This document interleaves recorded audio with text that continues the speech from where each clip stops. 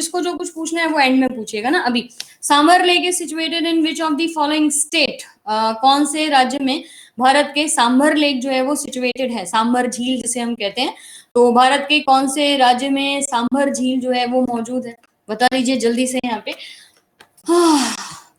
अच्छा, जो आपको इसकी पीडीएफ दी जाती है टेलीग्राम पे, कृपया करके उस पीडीएफ को थोड़ा सा ध्यान से पढ़ने की कोशिश करिए, क्योंकि वो पीडीएफ में आपकी मैपिंग वगैरह भी मैं दे दूं बराबर, तो मैपिंग वगैरह सब कुछ वहां पे अच्छे से करिए। राजस्थान करके लिख लें यहाँ पे, प्रतीति तिवारी, बिल्कुल राजस्थान में सांभर झील जो है वो बोली जाती है यहाँ पे।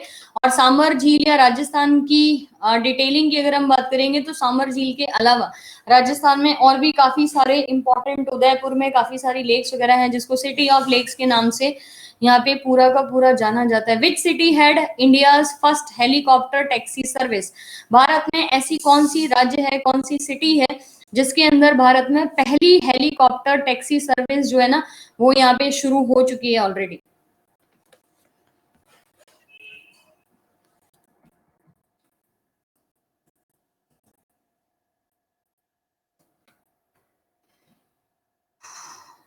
बेंगलुरु करके याद रख लें, लोकेश शर्मा, बिल्कुल बेंगलोर जो है वो यहाँ पे हमारी अभी टैक्सी सर्विस पहली जो है वो स्टार्ट हो चुकी है, बेंगलोर कर्नाटका में, राइट। लोकेश तिवारी बिल्कुल करेक्ट आंसर।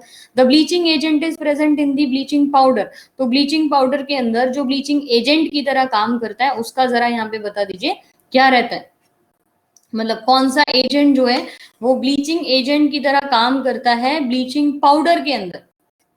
एटॉमिक नंबर कितना होता है 17 है ना, और एटॉमिक मास कितना होता है 35.5, समझ ही गए हो आप, क्लोरीन करके याद रखिए। अरविंद विद्यार्थी बिल्कुल करेक्ट आंसर। नेक्स्ट बताइए, the trapped heat inside the earth surface is known as, धरती के भूपर्पटी पे यानी कि क्रस्ट वाला जो सरफेस है यहाँ पे उसके अंदर जमी हुई जो ऊर्जा होती है ना उसको किस नाम से जाना जाता है? प्रतीति बिल्कुल, बाकी सारे लोग अच्छे से यहाँ पे आंसर करिए। क्या एनर्जी, उसको हम किस टाइप की एनर्जी बोलते हैं? तो भूतापीय या जियोथर्मल एनर्जी करके इसको बोला जाता है। जैसे हॉट स्प्रिंग्स होते हैं, गीजर्स होते हैं, उनके लिए ये बात जो है वो बोली गई है यहाँ पे। When the copper metal is dipped in the solution of zinc sulphate, है ना, मैं इक्वेशन लिख दे रही हूँ यहाँ पे, कॉपर को अगर जिंक सल्फेट के रिएक्शन में या मतलब रिएक्शन कराएंगे तो एग्जैक्टली इनमें से क्या होगा? जब तांबा धातु जस्ता सल्फेट के घोल में डुबोया जाएगा तो यहाँ पे क्या रिएक्शन होगी? जिंक ऑक्साइड बनेगा, वाटर जो है वो फॉर्म करेगा, यहाँ पे कोई रिएक्शन नहीं होगी, या copper sulphate is form, CuSO4 बनेगा।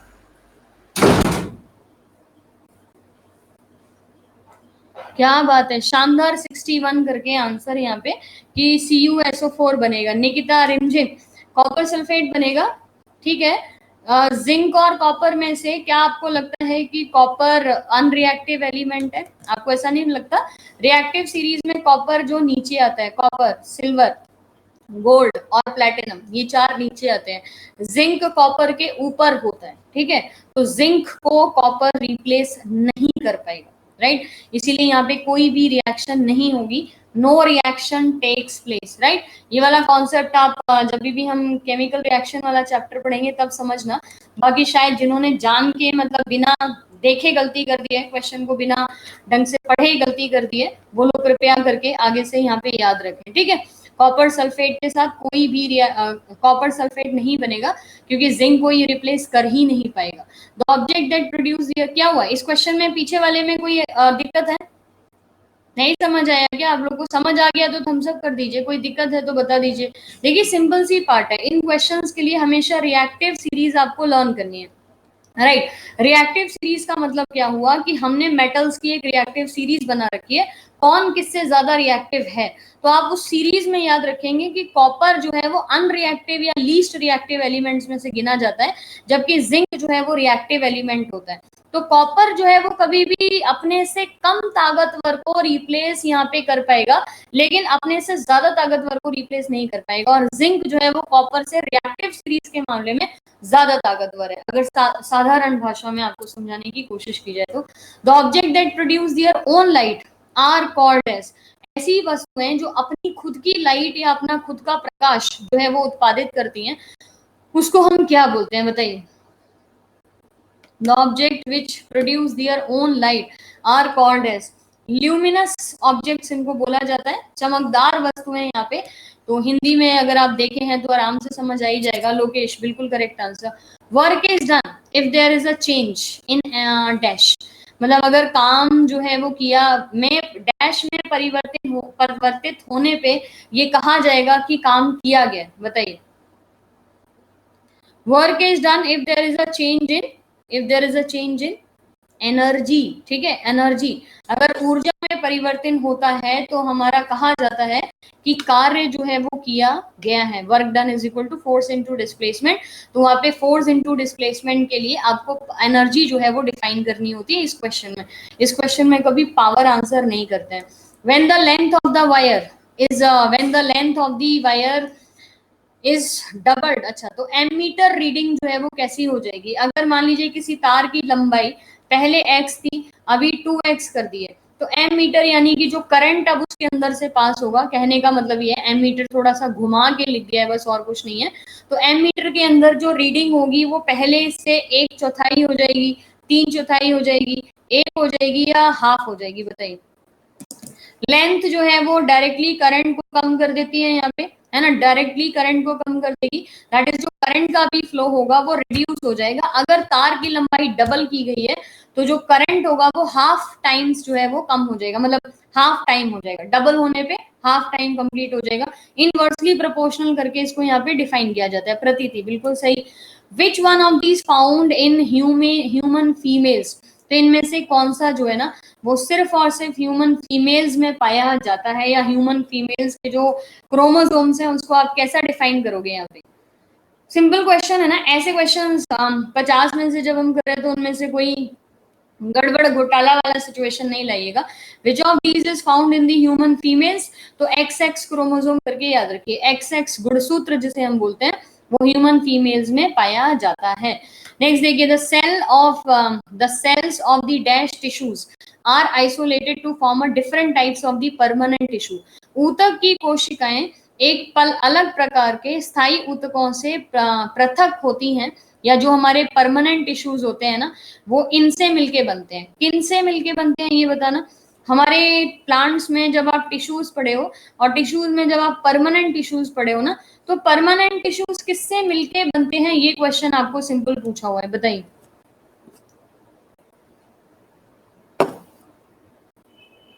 स्क्लेरेनकाइमा, मेरिस्टेमेटिक, क्या मेरिस्टेमेटिक याद रखिए।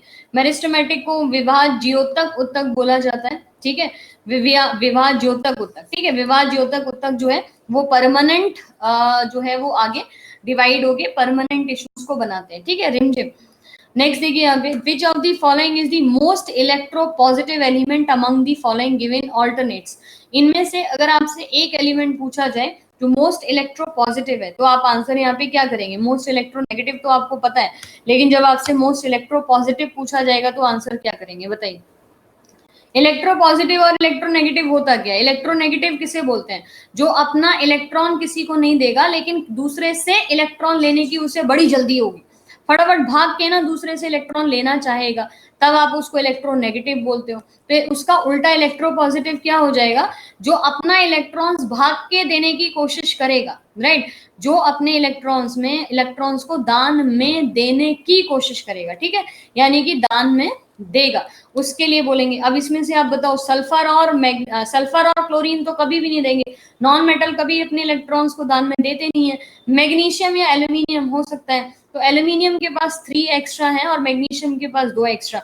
जितने कम होते हैं इलेक्ट्रॉन उतनी तेजी से बाहर निकलते हैं। तो मैग्नीशियम करके याद रखिए, मैग्नीशियम जो है वो 2 इलेक्ट्रॉन्स को इजीली दान में दे देगा, विच इज द ऑप्शन 3 करके आप लोग को याद रखना है। ठीक है, इन सेक्सुअल रिप्रोडक्शन में पेरेंट्स जो हैं वो कंट्रीब्यूट करते हैं कितना परसेंट जीन का? बताइए।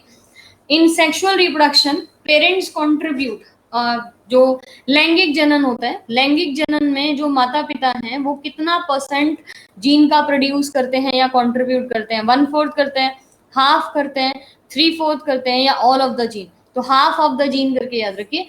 पेरेंट्स का आधा हिस्सा जीन का जो है, मतलब एक पेरेंट का आधा और दूसरे पेरेंट का आधा, तो कंप्लीट वो कैसे होता है? हाफ मदर से डिराइव हुआ, हाफ जो है वो फादर से डिराइव हुआ, और कंप्लीट यहाँ पे जीन जो है वो बन गया। रोहित बिल्कुल करेक्ट आंसर। नेक्स्ट देखिए, dash is used as the hydrogenation of the vegetable oil. इनमें से कौन सी ऐसी चीज है जिसको वेजिटेबल ऑयल, हाइड्रोजनेशन क्या होता है, वेजिटेबल घी से ऑयल बनाना, हाइड्रोजनेशन की पूरी प्रक्रिया जो है वो बोली जाती है, that is addition and removal of the hydrogen. तो कौन सा ऐसा कैटलिस्ट है जिसको यहाँ पे इस्तेमाल किया जाता है, कौन सा ऐसा कैटलिस्ट है? तो आप हीलियम, निकेल, लेड और हाइड्रोजन में से देखिए, हाइड्रोजन तो इस प्रोसेस में बाई प्रोडक्ट का फॉर्म होता है, बाई प्रोडक्ट। बेसिकली जो इस्तेमाल किया जाता है वो आपको निकेल करके याद रखना है, ठीक है, निकेल करके याद रखिए। नेक्स्ट बताइए, dash element has 3 orbits with 8 electrons in the outermost shell. इनमें से ऐसा कौन सा एलिमेंट है जिसके सबसे बाहरी कक्ष में 8 इलेक्ट्रॉन जो है वो पाए जाते हैं? आप आराम से थोड़ा सा जो इनके एटॉमिक नंबर है उनको जानने की कोशिश करिए। ये कौन सा है? ये 18 ग्रुप को मेंशन करा हुआ है, helium, neon, argon, krypton, xenon और रेडॉन। तो इसमें से 8 किसके पास होंगे? जिसका 18 जो है ना वो यहाँ पे एटॉमिक नंबर है। तो 2 8 8 करके मेंशन करेंगे, और 18 किसके लिए लिखते हैं हम? आर्गन के लिए मेंशन करते हैं। सो थर्ड आर्गन जो है वो यहाँ पे करेक्ट आंसर होगा। अच्छा ये बताइए, in the medieval period the Sharqi king build the Atala mosque. मध्यकाल में शर्की के जो राजा थे, शर्की किंग्स जो थे, उन्होंने अटाला मस्जिद जो है ना, अटाला मस्जिद का निर्माण जो है वो कौन से भारत के राज्य में किया था, या किस जगह पे किया था? बताइए। मतलब सीधा सा आपसे, ज्यादा कुछ कंट्रोवर्शियल नहीं है, आपको सिर्फ जो है वो आपसे पूछा ये गया है फाइनली कि भाई ये अटाला मस्जिद जो है वो भारत में कहाँ पे मौजूद है। तो कहाँ पे मौजूद है अटाला मस्जिद? जौनपुर, ठीक है, जौनपुर में स्थित है। जौनपुर कहाँ पे है? उत्तर प्रदेश, आप याद रखिए, यूपी में लोकेटेड है। अरविंद बिल्कुल करेक्ट आंसर यहाँ पे। नेक्स्ट देखिए, black revolution is related to what? हरित क्रांति पढ़ी है, नीली क्रांति आपने पढ़ी है, काली क्रांति जो है वो किससे रिलेटेड है? गोल्डन क्रांति जूट से रिलेटेड है ना, ऐसी करके डेयरी प्रोडक्ट से रिलेटेड है। तो ब्लैक रेवोल्यूशन जो है वो किससे रिलेटेड है? कोयले से। ब्लैक रेवोल्यूशन कोयले से रिलेटेड है। नहीं, उसको थोड़ा सा ध्यान से पढ़िए भाई, ऐसा नहीं है, पेट्रोलियम प्रोडक्ट्स के लिए इसको इस्तेमाल किया गया था। और ये पेट्रोलियम प्रोडक्ट्स जो है वो यूएसए और ब्राजील में ये तरीके की रेवोल्यूशन ऑलरेडी शुरू हो चुकी थी। तो ब्लैक रेवोल्यूशन कभी कोयला नहीं लिखना है, ब्लैक रेवोल्यूशन आप पेट्रोलियम याद रखिए। पेट्रोलियम या कच्चा तेल जो है वो बनाने के लिए, या कच्चे तेल को उत्पादित करने के लिए अपना जो ब्लैक रेवोल्यूशन है उसको यहाँ पे स्टार्ट किया गया था, ठीक है। अरविंद बिल्कुल correct answer. Dash is a monocot plant. इनमें से कौन सा जो है वो मोनोकॉट प्लांट जो है वो बोला जाता है? मोनोकॉट क्या होता है? जिसका बीज जो है ना वो सिंगल होता है। जैसे बी, अरे बड़ा आंसर सिंपल है यहाँ पे, बीज इनमें से आधी चीजों में तो होता ही नहीं है। रोज का प्लांट, रोज के प्लांट में बीज, मोनोकॉट और डाइकॉट कैसे डिफाइन किया जाता है? मान लीजिए कि एक बीज ऐसा सिंगल है और एक बीज जो है वो 2 पार्ट्स में डिवाइडेड है ना, तो ये डाइकॉट हो गया, ये मोनोकॉट है। गाजर का बीज देखें आप कभी, टर्मरिक का देखें, और गोल्ड ये रोज, गुलाब में तो वैसे ही बीज नहीं होता है। गार्लिक याद रखिए, लहसुन जो होता है ना, लहसुन की जो पुती होती है ना, लहसुन की जो कली होती है, पुती बोलते हैं भाई अपने यूपी साइड तो देखो पुती बोलते हैं, है ना। अभी लहसुन की जो कली होती है ना वो गार्लिक के अंदर तो मौजूद होती है, और ये मोनोकॉट करके बोला जाता है। ज्ञानचंद बिल्कुल correct answer. The guard cell swells when the dash flows into them causing the stomatal pores to open. इनमें से ऐसी कौन सी चीज है जो अगर स्टोमेटास के अंदर जाएगी तो जो गार्ड सेल्स जो होते हैं ना, जिनको रक्षक कोशिकाएं बोलते हैं, वो सूज जाएंगी और प्लांट में जो स्टोमेटास हैं वो खुल जाएंगे। तो क्या बोलेंगे अपन यहाँ पे? क्या चीज? देखिए, इन एंड आउट अगर किसी भी चीज का होता है तो आप सिंपल समझिए ना, आप इससे पहले इतना तो कॉन्सेप्ट पढ़े ही हैं कि स्टोमेटा जो है ना वो क्या होता है। स्टोमेटा या छिद्र या रंध्र जो होते हैं वो वाटर की मूवमेंट पे चलते हैं। वाटर की मूवमेंट इनफ्लक्स हो रही है, इफ्लक्स हो रही है, आउट गोइंग है या इन है, तो हमेशा इस क्वेश्चन का आंसर वाटर करिए, और कोई दूसरा ऑप्शन होता ही नहीं है। पानी की मूवमेंट होगा, या आपको पोटेशियम की जो मूवमेंट है वो दी होगी। तो पोटेशियम की तो यहाँ पे कहीं ऑप्शन दूर दूर तक नहीं लिखा है, सिर्फ आपको वाटर करके मेंशन किया हुआ है ना। Pratiti, water stored in the dam possesses. पानी जो डैम के अंदर होता है वो हमारा यहाँ पे किस तरीके की ऊर्जा को पोजेस करता है? बताइए। Water stored in the dam possesses what type of the energy. एक बांध जो कि पानी के अंदर, मतलब एक बांध में जो पानी जमा है वो किस तरीके की ऊर्जा रखता है? हाइट हो गया, ग्रेविटी हो गया, तो आप उसको क्या बोलोगे? पोटेंशियल एनर्जी करके डिफाइन किया जाता है, ठीक है, पोटेंशियल एनर्जी। नेक्स्ट देखिए, in the sequence of planet in the solar system which planets comes in between the Mars and the Saturn. मंगल ग्रह के और सैटर्न यानी कि शनि के बीच में कौन सा प्लैनेट जो है वो हमारा रखा रहता है? अब अगर आपको सीक्वेंस पता है तो आप बता पाओगे। स्टार्ट करते हैं तो मरकरी आता है, मरकरी, वीनस, अर्थ और मार्स। मार्स के बाद क्या आता है? मार्स के बाद जुपिटर, सैटर्न, नेपट्यून, यूरेनस। याद है ना आपको सबको? ये सीक्वेंस याद है? मरकरी, वीनस, अर्थ, मार्स, जुपिटर, सैटर्न, नेपट्यून और यूरेनस। JSNU करके लिखते हैं, यही है ना सीक्वेंस? करेक्ट लिखा है। तो मार्स और सैटर्न के बीच में कौन सा ग्रह आ रहा है? जुपिटर आ रहा है। रिमझिम बिल्कुल करेक्ट आंसर। नेक्स्ट देखिए, freedom fighter Sucheta Kripalani became the first chief minister of which state. Sucheta Kripalani जो थी वो स्वतंत्र भारत की पहली महिला मुख्यमंत्री बनती हैं, और ये कौन से प्रदेश की बनती हैं?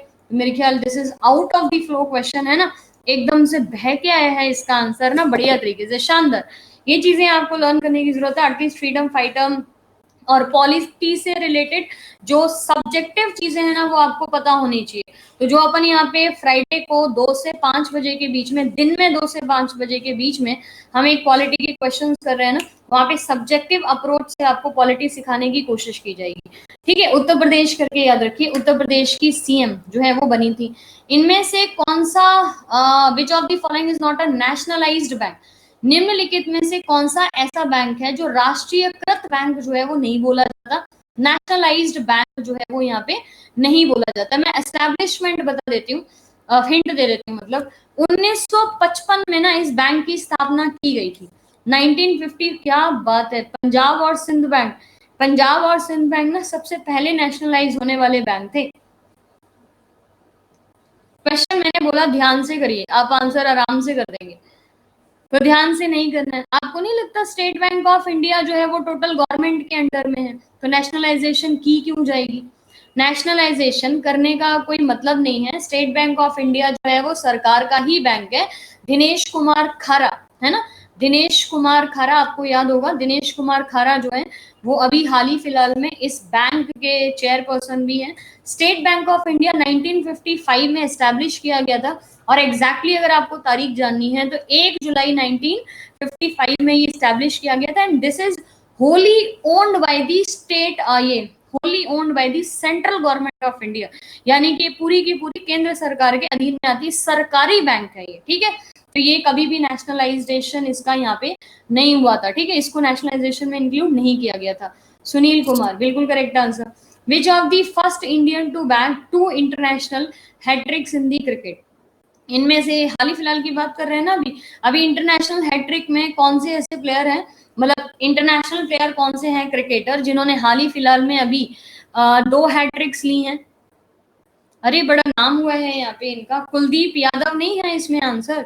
मोहम्मद शामी, रोहित शर्मा, जसप्रीत बुमराह, कुलदीप यादव जो है वो भी हाल ही फिलहाल में 2 हैट्रिक ले लिए हैं। इंटरनेशनल हैट्रिक इनके नाम पे आ गई है यहाँ पे। एग्जैक्टली हैट्रिक नहीं पता है क्योंकि क्रिकेट का इतना कुछ नहीं है, एक बार उसको आप देखिएगा, कुलदीप यादव करके याद रखिएगा। इनके नाम जो है क्रिकेट में 2 हैट्रिक्स आ चुके हैं। अच्छा, 1923 का झंडा सत्याग्रह किस शहर में आयोजित किया गया था? बताइए। 1923 का जो फ्लैग सत्याग्रह बोला जाता है, ये कौन से राज्य में आयोजित किया गया था? झंडा सत्याग्रह या फ्लैग सत्याग्रह जिसको बोलते हैं, ये भारत के किस राज्य में स्थापित किया गया था? महाराष्ट्र है ये। तो अभी उस टाइम पे ये जो था वो बॉम्बे के अंडर में आ रहा था पूरा। जैसे मैंने बताया कि 1923 में तो बॉम्बे डिवाइड नहीं हुआ था, बाद में गुजरात और महाराष्ट्र में डिवाइड हुआ है। तो पहले बॉम्बे का ही पूरा पार्ट, नागपुर करके याद रखिए, नागपुर में ये झंडा जो है झंडा मार्च जो है वो निकाली गई थी। Which city in the world, which city in the world is renowned, which city in India is world renowned for the famous चिकनारी जो पेंटिंग होती है ना, या एम्ब्रॉयडरी पेंटिंग, क्यों एम्ब्रॉयडरी होती है, तो चिकन करी या चिकनारी इसको वैसे बोलते हैं। चिकन करी जो है पेंटिंग, उसके लिए भारत का कौन सा राज्य जो है वो फेमस है? तो भाई बिल्कुल यहाँ पे लखनऊ करके याद रख लीजिए। लखनऊ भारत का चिकनकारी के लिए या चिकनी कपड़ों वगैरह पे चिकनकारी जो की जाती है, ये थोड़ा सा उस कॉन्टेक्स्ट में रिलेटेड है ये। विच of the following is not a twin city of the India? Bharat में कौन से जुड़वा शहर नहीं बोले जाते? देखिए दो स्टेट्स को बोलते हैं ना, जैसे फर्रुखाबाद फतेहगढ़, वो यहाँ पे ऑप्शन में लिखा नहीं है। कटक और भुवनेश्वर, राइट। उसके अलावा यहाँ पे ये कटक भुवनेश्वर हो गया, थिरुसूर और थिरुवेला जो हो गया, हुबली और धारवाड़ हो गया, अहमदाबाद और गांधीनगर हो गया। ऐसे करके ना हमारे भारत में काफी सारे ऐसे स्टेट्स हैं जिनको या स्टेट क्यों सिटी करके डिफाइन करेंगे ना, तो सिटी करके अपन डिफाइन करें, इनमें से कौन सी ट्विन सिटी जो है ना वो नहीं बोली जाती है, ये बताना है आपको। नॉट अ ट्विन सिटी मतलब वैसे कॉमनली आपने सुना होगा यहाँ पे ये आपके त्रिस्वर और तिरुवाला जो है ये केरला के हैं, कटक भुवनेश्वर ये पूरा उड़ीसा में लोकेटेड हो गया, हुबली धारवाड़ ये वेस्ट बंगाल के लिए हो गया, अहमदाबाद गांधीनगर गुजरात के लिए हो गया यहाँ पे। अच्छा, हुबली और धारवाड़ को अपन ट्विन सिटी के लिए बोलते हैं। आप त्रिस्वर और थिरुवाला याद रखिए, ये दोनों केरला की जगह है, इनको ट्विन सिटी के नाम से नहीं जाना जाता है। जैसे इसमें एक और शामिल कर लीजिए फर्रुखाबाद और फतेहगढ़, ये भी ट्विन सिटी के नाम से जाने जाते हैं, है ना। एक साथ स्टैब्लिश हुए थे, कल्चर बिल्कुल सेम टू सेम है, उसके बेसिस पे ना इनको ट्विन सिटी के नाम से जाना जाता है। तो थिरुसर और थिरुवाला ये ट्विन सिटी नहीं है, नाम देखने में लगता है but they are not. Which pillar inscription has recorded the achievement of the Samudragupta, जो कि भारत का नेपोलियन के नाम से जाना जाता था। अब सीधा सीधा आपको ये क्वेश्चन भी दिया जाता है कि किस गुप्ता एम्पायर को या किस रूलर को भारत का यहाँ पे नेपोलियन के नाम से भी जाना जाता है, तो ये क्वेश्चन भी लर्न कर लीजिएगा यहाँ पे। रोहन ठाकुर, विच पिलर और इंस्क्रिप्शन जो है वो Napoleon of the India that is Samudragupta के बारे में उपलब्धियां जो थी उसकी उनको वर्णित कर रहे थे। अब उपलब्धियां हमने इसलिए लिखा है क्योंकि गुप्ता एम्पायर में भारत जो है वो सबसे ज्यादा जो पढ़ाई है उसको लेके या और भी जो आर्ट है कल्चर है उसको लेके सबसे ज्यादा डेवलपमेंट जो है वो गुप्ता एम्पायर के टाइम पे ही हुआ था। इलाहाबाद पिलर याद रखिए, इलाहाबाद पिलर में समुद्रगुप्त के बारे में मेंशन यहाँ पे किया गया। ठीक है, नेक्स्ट देखिए, the development of fruit without fertilisation, बिना निषेचन के अगर फल जो है उसका विकास हो जाएगा या फल जो है उसको पका लिया जाएगा तो उसको यहाँ पे क्या बोलेंगे, उस प्रक्रिया को क्या बोला जाता है? बिना निषेचन के फल के विकास को यहाँ पे क्या बोलते हैं? पार्थिनोकार्पी। ठीक है, पार्थिनोकार्पी करके बोला जाता है। शुभम कुमार, बिल्कुल। विच of the following institutions young scientist laboratory develops quantum based technology for random number generation, निम्नलिखित में से कौन सी ये कौन सी ऐसी लेबोरेटरी है अभी जिसने रैंडम नंबर जनरेशन को डेवलप करने की कोशिश की है? ये एक तरीके से मैं आपको बता देती हूँ, क्रिप्टोग्राफी है। क्रिप्टोग्राफी का मतलब क्या होता है? जब हमने कुछ लिखा और उसका मतलब किसी दूसरे को समझ नहीं आया, क्रिप्ट लैंग्वेज बोलते हैं ना इसको, हिडन लैंग्वेज के नाम से जाना जाता है। तो ये किसके द्वारा बनाया गया है ये बता दीजिए। बाकी अगर आपने ये कभी पढ़ा होगा तो इस नाम से ही आपको पता लग जाएगा, यंग साइंटिस्ट लेबोरेटरी के नाम से ही पता लग जाएगा। अगर आप कभी पढ़े हो, नहीं पढ़े हो तो आज के बाद याद रख लीजिएगा, यंग साइंटिस्ट लेबोरेटरी जो है वो डीआरडीओ की ही है। ठीक है, इनफैक्ट उसका पूरा नाम जो है वो क्या है? DRDO young scientist laboratory. तो डीआरडीओ ने जो है वो एक नई लैंग्वेज बनाई है जो कि क्रिप्ट लैंग्वेज है, और ये जो लैंग्वेज है ये स्पाई लोगों के काम आती है।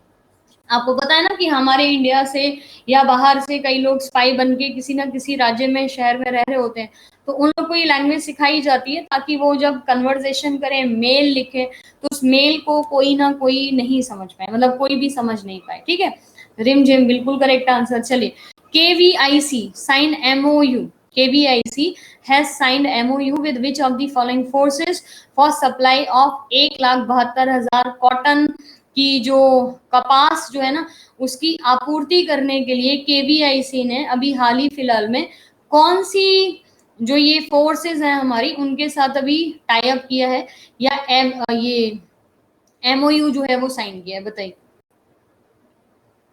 नहीं, ऐसे क्वेश्चन देखिए यहाँ से जरूरी नहीं है यही क्वेश्चन आपको एग्जैक्टली पूछा है, ये भी थोड़ा सा याद रखिए।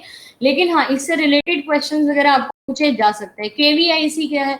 Khadi and village industry commission, right, khadi and village industry commission करके बोला जाता है। और जैसे कि आपके इसमें सारे के सारे जनवरी के जो करंट अफेयर्स हैं वो, अच्छा इन टेस्ट में ना मंथली वाइज करंट अफेयर्स होते जाएंगे। अभी आप जनवरी कर लो, फिर फरवरी और मार्च अप्रैल ऐसे ऐसे आता रहेगा, तो आपके करंट अफेयर्स इस साल के पूरे के कंप्लीट हो जाएंगे। बात रही 2020 के करंट अफेयर्स की, वो भी आपको जो बाकी सैटरडे संडे आपसे क्लास हुआ करेगी जो एक्स्ट्रा वाली करंट अफेयर की, उसमें कंप्लीट हो जाएगा। अरविंद विद्यार्थी, बिल्कुल आईटीबीपी याद रखिए, Indo Tibetan border police, right. और केवीआईसी का फुल फॉर्म मैंने क्या बताया आपको? Khadi and village industry commission, right, khadi and village industry commission यहाँ पे। तो इनकी पूरी कीमत जो है वो कपास जो था वो तकरीबन 74 करोड़ की कपास थी। तो 74 करोड़ की 1,72,000 कपास जो है वो आईटीबीपी ने यहाँ पे सप्लाई करने का, मतलब फोर्सेस जो है उनके साथ सप्लाई करने का काम किया। ये कपास वगैरह जो है वो फोर्स वगैरह में या इस्तेमाल की जाते होंगे ना कैसे भी करके। विश्व वीर आहूजा को निम्नलिखित में से किस बैंक का प्रमुख जो है वो, सॉरी, बैंक प्रमुख जो है वो यहाँ पे नियुक्त किया गया? अभी हाल ही फिलहाल का क्वेश्चन तो नहीं है, जनवरी जैसे मैंने बताया आपको, तो ये जनवरी से ही रिलेटेड है ये। तो अभी जो कौन से बैंक का जो चीफ है वो किसको चुना गया है? विश्वेश्वर आहूजा को यहाँ पे चुना गया। तो विश्वेश्वर आहूजा अभी कौन से बैंक के चीफ सुने? अच्छा, ये आप पढ़ चुके हो ऑलरेडी, है ना। तो ये भी अगेन आपका कौन से मंथ से रिलेटेड है? अराउंड 20-25 जनवरी के ही बीच की बात है यहाँ पे। तो और ये रीअपॉइंटमेंट हुई है, ये भी आप याद रखिएगा। कई सारे बैंक्स में आप ये देख रहे हो यहाँ पे कि रीअपॉइंटमेंट हुई है। तो विश्वेश्वर आहूजा जो है वो रीअपॉइंटमेंट यहाँ पे की गई है। अच्छा, आरबीएल जो बैंक है, आरबीएल जो बैंक है, ये शुरू हुआ था आजादी के 2-3 साल पहले, ठीक है। एक चीज याद रखिएगा, आजादी के 2-3 साल पहले तो 1943 करके लिख लेंगे, हाँ 1943 या 47 है। तो आरबीएल बैंक जो है उसकी स्थापना की गई थी 1943, अभी रहने देते हैं, कंफर्म कर लेंगे एक बार। और अभी जो इसका हेडक्वार्टर है ना वो मुंबई में लोकेटेड है। और जैसे मैंने आपको पहले भी बताया था, कल की क्लास में बताया था कि ज्यादातर जो हेडक्वार्टर्स वगैरह जो है वो बॉम्बे में ही स्थित थे, क्योंकि वहीं से सारी की सारी जो चीजें जो थी वो चल रही थी यहाँ पे, मतलब वहीं से सारा का सारा इकोनॉमी को देखा जाता था। तो उस पॉइंट ऑफ व्यू से आप याद रखिएगा, ठीक है। और बैंक का जो टैग है वो क्या है? आरबीएल बैंक का जो टैग है ना वो याद रखिए, अपनों का बैंक, राइट, अपनों का बैंक। आरबीएल बैंक की टैगलाइन अभी पीछे बड़ी न्यूज में चली हुई थी, तो अपनों का बैंक करके याद रखिए, आरबीएल बैंक करके यहाँ पे क्वेश्चन का answer. Who amongst the following has been elected as the All India Chess Federation President? बहुत ही सिंपल सा आंसर है, ध्यान से करने की कोशिश करिएगा। अपन ने इसको कंप्लीट कर लिया है यहाँ पे सुबह वाली क्लास में, काफी पहले कर लिया है, जनवरी फरवरी में ही मैंने आपको करा दिया था। बताइए विच ऑफ द, इनफैक्ट जनवरी में ही करा दिया था, ये न्यूज जनवरी की है। Who amongst the following has been elected as the All India Chess Federation President? तो सुबह वाली क्लास में मैं ये क्वेश्चन कई बार रिपीटेडली करा चुकी हूँ। संजय कपूर याद रखिए, ठीक है, संजय कपूर को ऑल इंडिया चेस फेडरेशन का प्रेसिडेंट चुना जा चुका है। Again the news is from the January. Which state has drafted a plan for Konark Temple's beautification work? इनमें से कोणार्क मंदिर की जो सुंदरता है या कोणार्क मंदिर को सजाने की और वापस से रिजुविनेट करने के लिए कौन से स्टेट के द्वारा ये प्लान किया गया है? अच्छा, बिल्कुल शानदार। इस क्वेश्चन में तो कहीं दिक्कत आनी नहीं चाहिए भाई, क्योंकि कोणार्क मंदिर की बात कर रहे हैं और कोणार्क टेम्पल जो है वो अपने आप में ही जिस स्टेट से रिलेटेड है तो वहीं की हम बात करेंगे। तो कोणार्क सन टेम्पल कहाँ पे लोकेटेड है? उड़ीसा में लोकेटेड है। उड़ीसा की ही गवर्नमेंट जो है वो इसकी ब्यूटिफिकेशन का काम करिए। अरविंद विद्यार्थी, बिल्कुल correct answer. Cabinet approve signing off memorandum of cooperation between India and which of the following nation on partnership in specified skilled workers? Bharat और कौन से देश के साथ या कौन से राष्ट्र के साथ भारत ने अभी निर्दिष्ट कुशल श्रमिक जो है ना उनके लिए एक एमओएम साइन किया है? अगेन जनवरी का ही न्यूज है ये यहाँ पे। तो कैबिनेट ने भारत के बीच सहयोग के ज्ञापन पर हस्ताक्षर करने की मंजूरी दे दी है। कौन से राष्ट्र के साथ ये किया गया है? तो आप सिर्फ इसका वर्ड समझ लीजिए और उसका आंसर रखिए याद, मतलब स्पेसिफाइड स्किल्ड वर्कर्स, ठीक है, स्पेसिफाइड स्किल्ड वर्कर्स। तो भारत ने जापान के साथ मिलके ये ये जो पूरा मेमोरेंडम है उसको साइन किया है। Which nation is working to develop the first wooden satellite. अच्छा, पहली जो है ना वो पहली सैटेलाइट जो है ना वो बनाई। अच्छा, ये तो रिसेंट की न्यूज है, अभी 2-3 दिन पहले भी न्यूज में काफी रहा ही है ये। कौन सी पहली कंट्री है जिसने जो स्पेस में जो कचरा है ना, जैसे सैटेलाइट गई उसका कुछ पार्ट छूट गया तो स्पेस में बड़ी गंदगी जैसे मच जाती है ना, उसको साफ करने के लिए एक सैटेलाइट बनाई है जो वुडन सैटेलाइट है। वो पूरा का पूरा अपनी तरफ अटैक करके जो भी डेब्रीज है वहां पे उसको लेके आ जाएगा। प्रतीति जापान करके याद रखिए, इन चीजों में जापान थोड़ा टेक्नोलॉजी और इको फ्रेंडली कंट्री है, जापान करके याद रखिए। NASA recently released an image of which Galaxy cluster. अभी हाल ही फिलहाल में काफी न्यूज में रहा था, तो नासा ने ना फोटो की थी पहुंचने के बाद उसका, मतलब जब वो पहुंच गया था यहाँ पे इसके लिए गैलेक्सी क्लस्टर के, मतलब अपनी सैटेलाइट से गैलेक्सी एक देख के उसका गैलेक्सी पूरे का एक फोटो जो है वो जारी किया था, काफी फेमस हुआ था वो न्यूज भी यहाँ पे। तो कौन सी गैलेक्सी का फोटो या आकाश गंगा की जो फोटो है वो नासा ने जारी की है यहाँ पे। एबेल 370, ठीक है, एबेल 370 करके याद रखिए। Pranav, cabinet approves the ₹5,282 investment for the Ratle, है ना, रतले ही बोलते हैं इसको, Ratle Ratle hydro power project in which of the following state और यूटी। तो ये रतले पावर प्रोजेक्ट जो है वो कौन से भारत के राज्य में स्थित है बताइए। प्रतीति, अरविंद, सूरज, रिया, बिल्कुल यहाँ पे cabinet approve 5,282 investment for the Ratle hydro power project. ये हमारा जम्मू कश्मीर में लोकेटेड है, ठीक है। जब भी देखो यूटी लिख के आ जाए ना, आप समझ जाओ कि अगर सिर्फ स्टेट लिखा हुआ है तो ठीक है, आंसर लाजमी है कि स्टेट में से ही होगा। लेकिन जब कॉमा में ना स्लैश में यूटी लग जाए ना, तो जस्ट एक बार देखना वहां पे कि कहीं उसका आंसर यूटी तो नहीं है। जैसे हिमाचल प्रदेश और वेस्ट बंगाल काफी महानुभाव लोग लिखे हैं 25%, 13%, थोड़ा सा आंसर ध्यान से ना जम्मू कश्मीर करके याद रखिए, जम्मू कश्मीर में ये लोकेटेड है। Who became the first head of the human right cell of the Indian army. पहला भारत के मानवाधिकारी सेल के प्रमुख जो है वो किसको बनाया गया है, आंसर बता दीजिए। बड़ा क्वेश्चन इंपॉर्टेंट है, ये क्वेश्चन आपसे एग्जाम में पूछा जा सकता है। Who became the first head of the human right cell of the Indian army. तो यहाँ पे मेजर जनरल गौतम चौहान लिखना है, ठीक है, मेजर जनरल गौतम चौहान। 43% कहाँ पे आगे, मेजर जनरल गौतम चौहान ये first head of the human right cell of Indian army करके यहाँ पे डिफाइन करे जा रहे हैं, ठीक है। Which of the following company has partner with the SIDBI to offer easy and affordable financing scheme for the MSME. ये भी क्वेश्चन अभी हाल ही फिलहाल का है, ये काफी ज्यादा न्यूज में है। अगर हम फिलेंथ्रोपिस्ट की बात करें या काफी ज्यादा डेवलपमेंट की बात करें तो निम्नलिखित में से किस कंपनी में, एमएसएमई क्या होता है, माइक्रो स्मॉल एंड मीडियम जो एंटरप्राइजेस है उनके लिए आसान और सस्ती जो फाइनेंसिंग स्कीम है उसको यहाँ पे लॉन्च किया है। तो क्या आंसर करना है आपको भाई, इसके लिए टाटा ग्रुप करके याद रखिए, ठीक है। टाटा ग्रुप जो है उसने अभी ये पहल की है सिडबी के साथ मिलके, ताकि जो उद्योग हैं उनको बढ़ाया जा सके और छोटे छोटे जो उद्योग होते हैं, माइक्रो उद्योग जिन्हें कहते हैं, या मीडियम जो एंटरप्राइजेस होती है उसको बढ़ाने के लिए यहाँ पे सहायता प्रदान की है टाटा जी के द्वारा, है ना। ये टाटा इनिशिएटिव है पूरा।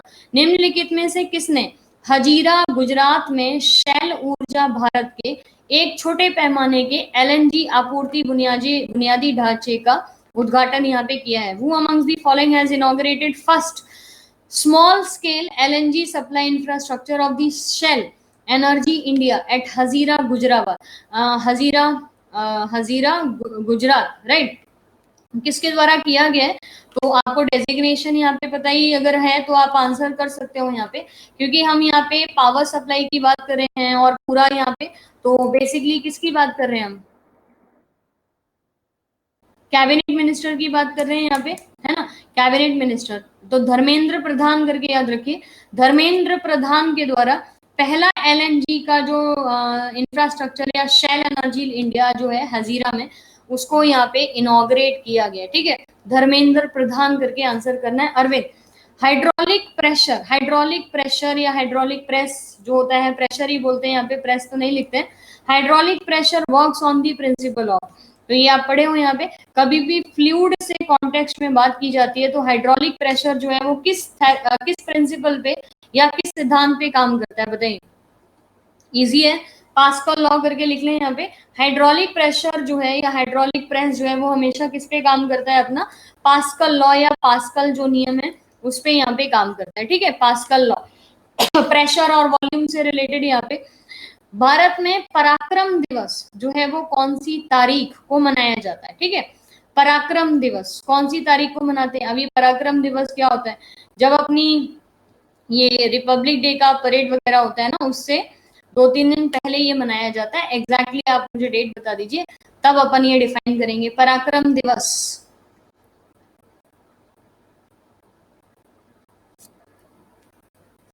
पराक्रम दिवस कभी मनाया जाता है यहाँ पे, अरविंद बिल्कुल करेक्ट आंसर। देखिए इस क्वेश्चन में भी दिक्कत है। देखिए पराक्रम दिवस जो है ये सेलिब्रेट किया जाता है हर साल, और ये नेताजी सुभाष चंद्र बोस के जो लड़ाई है, या सुभाष चंद्र बोस ने जिस तरीके से जो नेशनल और इंटरनेशनल लेवल पे जो लड़ाइयां की थी उसको लेके ये पराक्रम दिवस मनाया जाता है, ठीक है।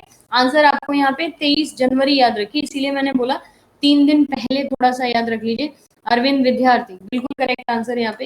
Henry is the unit of, Henry जो है वो किसकी इकाई बोली जाती है, Henry, Henry is the unit of what, inductance, frequency की तो नहीं होती है, फ्रीक्वेंसी की हर्ट्ज करके मेंशन करते हैं, तो हेनरी जो है वो किसकी इकाई बोली जाती है। क्या बात है, ऐसे क्वेश्चंस में भी आप लोग को कंफ्यूजन है। साइंस के ये क्वेश्चन तो बेहद इजी होते हैं भाई। हेनरी जो है वो किसकी यूनिट बोली जाती है, इंडक्टेंस की यूनिट जो है वो यहाँ पे बोली जाती है। ध्रुव ज्योति बिल्कुल करेक्ट आंसर। नेक्स्ट देखिए, government appointed the Siddhartha Mohanty, है ना, सिद्धार्थ मोहांती जो है इनको अभी हाल ही फिलहाल में एमडी जो है वो अपॉइंट किया गया है। कौन सी ऑर्गेनाइजेशन का एमडी जो है ना वो इनको यहाँ पे अपॉइंट किया गया, बताइए। Government appointed the Siddhartha Mohanty as the managing director of which of the following organisation. LIC याद रखें यहाँ पे, कोल इंडिया लिमिटेड, एयर या एसबीआई। एसबीआई को तो मैंने आपको बता ही दिया था अभी यहाँ पे अरविंद कुमार खरा करके, है ना। एलआईसी याद रखिए, सिद्धार्थ मोहंती को अभी हाल ही फिलहाल में एलआईसी का यहाँ पे हेड जो है वो बनाया गया, ठीक है। Gas is used in illuminating या gas is used as an illuminating gas. कौन सी गैस को पर्टिकुलरली एक प्राबुद्ध गैस के रूप में या चमकदार गैस के रूप में या चीजों को इल्यूमिनेट करने के लिए इस्तेमाल किया जाता है। संतोष कुमार बिल्कुल करेक्ट आंसर। एसिटाइलिन, एसिटाइलिन तो इस्तेमाल करते हैं वेल्डिंग के लिए। इथाइलिन इस्तेमाल किया जाता है चीजों को आर्टिफिशियली यानी कि कृत्रिम रूप से पकाने के लिए। प्रोपेन करके याद रखिए, इल्यूमिनेटिंग गैस के रूप में ना हम प्रोपेन जो है ना उसको इस्तेमाल करेंगे, ठीक है, प्रोपेन को। What is the tri services exercise held under the Andaman and Nicobar command. Andaman और निकोबार कमांड के तहत अभी हाल ही फिलहाल में एक एक्सरसाइज जो है वो हुई थी, है ना, ट्राई सर्विस एक्सरसाइज करके इसको बोला गया था। ये ट्राई सर्विस एक्सरसाइज जो है ये यहाँ पे किस नाम से जानी गई थी, ये बता दीजिए किस नाम से। काफी फेमस हुई थी, न्यूज में आप पढ़े ही होंगे, आप जितना भी है वो पूरा पढ़े होंगे। ये नेवी, एयरफोर्स और कोस्ट गार्ड इनको मिला के ये करा था। ट्राई सर्विस क्या है, भारत की तीनों जो सेनाएं हैं उनको मिला के ये करी गई थी, और इस सेना का या इस एक्सरसाइज का जो नाम रखा गया था वो एक्सरसाइज कवच करके याद रखिए, आकाश, एक्सरसाइज कवच करके उसका नाम रखा हुआ था, ठीक है। Where is the India's modernised currency note press is situated. भारत का मुद्रा, देखिए भारत में कहीं बहुत ही कम जगह है ना जहाँ पे पैसे और मिंटिंग फैक्ट्री है, तो भारत में मॉडर्नाइज्ड करेंसी नोट प्रेस जो है वो कहाँ पे सिचुएटेड है। अब ये पढ़े होंगे आप, पीछे की पीडीएफ लर्न करते होंगे तो आपको याद होगा। Modernised currency note press situated, हर जगह तो पैसा छपता नहीं है ना, पैसा जो है वो भारत में पर्टिकुलर कुछ जगहों पे छपता है। सुनील कुमार बिल्कुल यहाँ पे करेक्ट आंसर है भाई, मॉडर्नाइज्ड करके लिखा रहे तो मैसूर करके आंसर करना है, ठीक है। नासिक नहीं आएगा, आप लोग को शायद नासिक करके एक जगह याद है, बाकी सारी चीजें भी याद रखिए भाई, नासिक नहीं आएगा। यहाँ पे मॉडर्नाइज्ड करेंसी नोट पूछा जाएगा तो आप जो है ना वो नासिक करके याद रखिए, ठीक है। सेबी की स्थापना जो है वो कौन से साल हुई थी, in which year the SEBI was established, in which year was the SEBI established, Security and Exchange Board of India।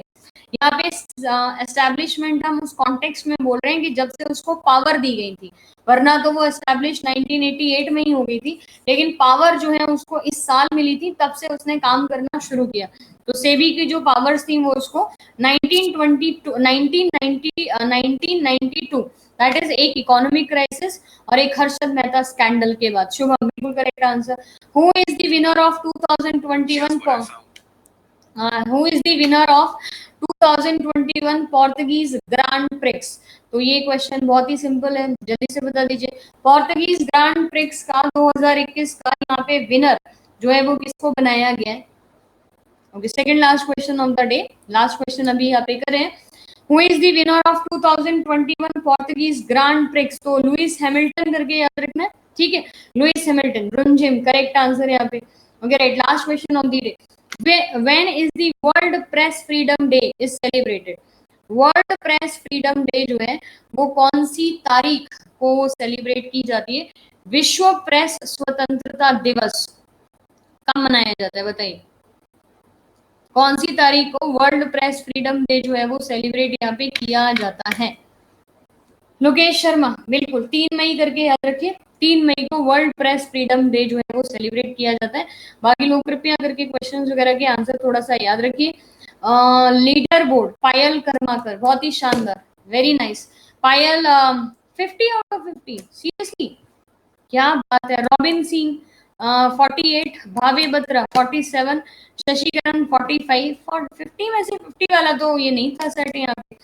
Shashikiran 45, Brajesh, Yogendra योगी, अच्छा आज 43 आए हैं योगी जी के। समीर दास 42, श्वेता गौर, आशीष मीना, गुरु प्रसाद नाथ 40 मार्क्स करके यहाँ पे।